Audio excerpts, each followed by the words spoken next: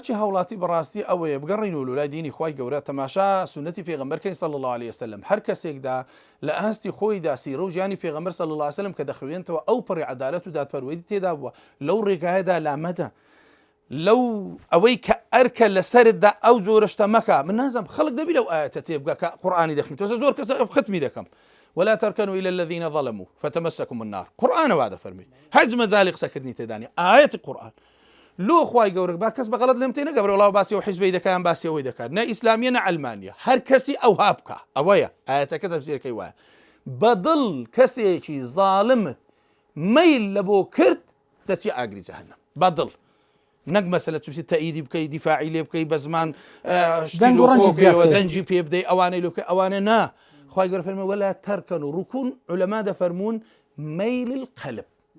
يعني بدل ميلد ولا بياوك بس دزاني وظالمه ها ظلمك ظلمي كرديا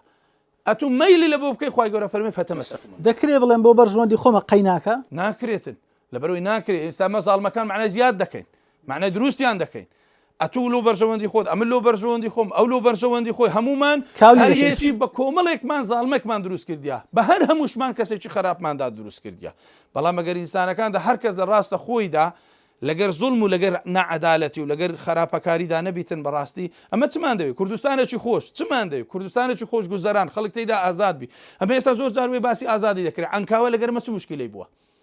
ئەوان مەسیحی دینداری خۆیان دەکەن ئێمە دینداری خۆمان دەکەین یعنی چەند نمونەی جوانمان نیشاندایە لەگەر یەکتریدا پێکەوەدا دەژین هیچ گرفتیشمان لەگەر یەکتریدانە بە ڕۆژە مسلمانی نەچووە کە زۆرینەیە غەدری لە کابرایەکی مەسیحی بکە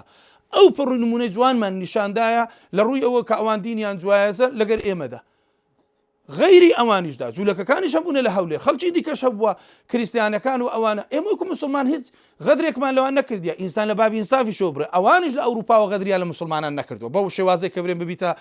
دیاردەیەکی دیارەوە یعنی ئەوکە عەدالەتەکەی فەقەت ئێستا هەموو ئەوروپا عەدالەتی لێ بستین و بەس پێم برێت چی تێدا دەمینێ هەر بەس عەدالەتی لێ بستینەوە بزانم بەشەرێک دەڕوا لە ئەوروپا عەدالەتە مجتەمەعی جوان دەکات